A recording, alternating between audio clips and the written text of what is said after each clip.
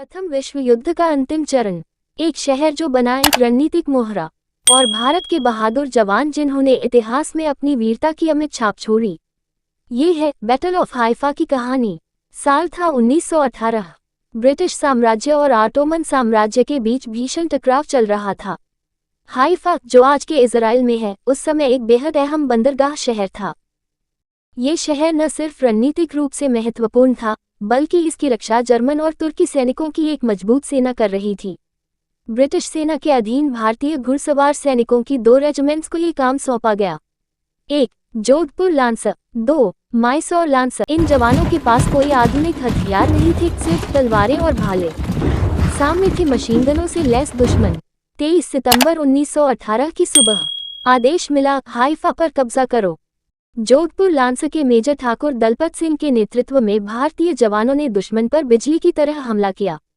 रफ्तार इतनी तेज थी कि तुर्क और जर्मन सैनिकों की मशीन गनें भी उन्हें रोक न सकीं।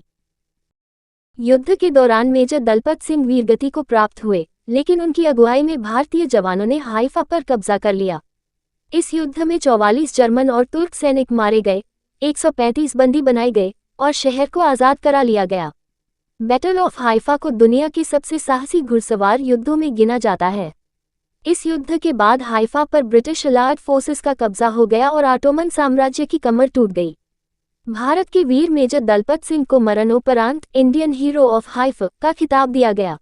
आज भी इजराइल के हाइफा शहर में इंडियन सेमेट्री है, जहां इन बहादुर भारतीय सैनिकों को श्रद्धांजलि दी जाती है। हर साल 23 सितंबर को हाइफा डे मनाया जाता है, ताकि इन बहादुर जवानों की कुर्बानी को याद रखा जा सके।